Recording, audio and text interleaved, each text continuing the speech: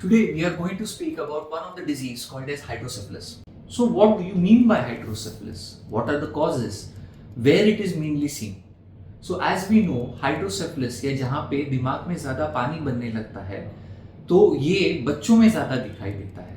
इसके बहुत सारे कारण कहे गए हुए हैं. जैसे हम जानते हैं that there are different types of hydrocephalus that have been mentioned. It may be acquired due to some kind of an infection like meningitis या हेमरेज के वजह से, स्ट्रोक के वजह से भी जो है वो इंट्राक्रेनियल प्रेशर बढ़ने लगता है.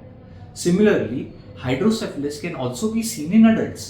That is as per the reference seen it is called as normal pressure hydrocephalus, wherein in older adults due to idiopathic causes or due to head injury, जहाँ पे सिर के ऊपर अगर कोई चोट लग जाए तो धीरे धीरे करके जो है वो प्रेशर बिल्टअप होने लगता है.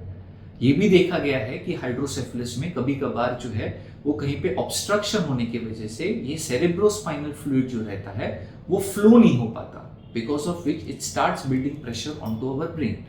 इन सच केसेस दूधपापेश्वर रसगर्भ पोटली, as per the reference mentioned in Ayurved Sar Sangrah, to use Hemabra Sindoor in such situations can be useful. Rasagarbha Potali of Dudhpapeshwar contains Swarna Basma, Parat, Gandhak as well as Rasa Sindoor.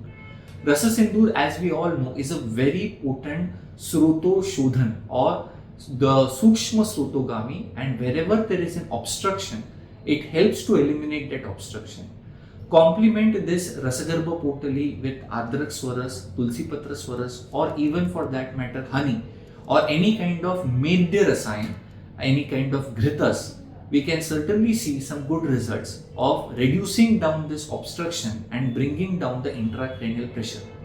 यहाँ पे एक मुख्य उद्देश्य यही है कि वहाँ पे जो फ्लूइड बिल्टअप हो रहा है उसको कम करना, और वहाँ पे अगर कोई ऑब्स्ट्रक्शन है तो रस सिंदूर की सहायता से उसको जो है वो घटा देना. रस गर्भ पोटली क्योंकि एक पोटली फॉर्म में होने की वजह से ये वहां के जो है वो ऑब्स्ट्रक्शन को जो है वो दूर करने में मदद करती है, फ्लो अच्छा रखती है. But this certainly does not mean that it is the ultimate medicine for hydrocephalus.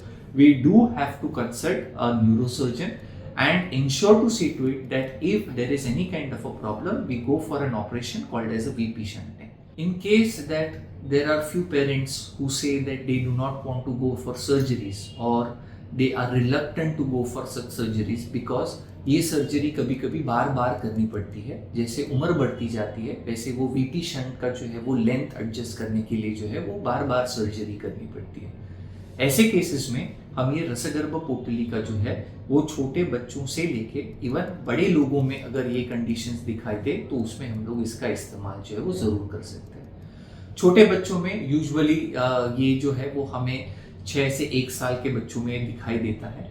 ऐसे केस में 2 से 3 राउंड ये रसगर्भ पोटली की अगर हम लोग शहद के साथ मिक्स करके उनको दे दें और हर 10 दिन में या 7 दिन में अगर उनका इंट्राक्रेनियल प्रेशर, उनके न्यूरोलॉजिकल साइंस एंड सिम्टम्स को बराबर से जांच करते रहे, we can see some good results of using this रसगर्भ पोटली इन केसेस ऑफ हाइड्रोकेफेलस.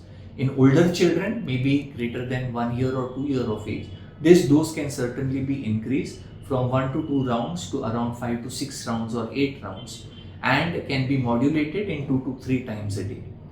बड़े लोगों में जहाँ पे हम पोस्ट हेड इंजरी या हिमरेज के बाद अगर ऐसे हाइड्रोसेफेलस के केसेस दिखते हैं तो ऐसे केसेस में हम 10 से 12 राउंड दिन में 2 से 3 बार जो है घृत या शहद के साथ इस्तेमाल जरूर कर सकते हैं. सो please use our Rasagarbha Potali and see the results in patients of hydrocephalus.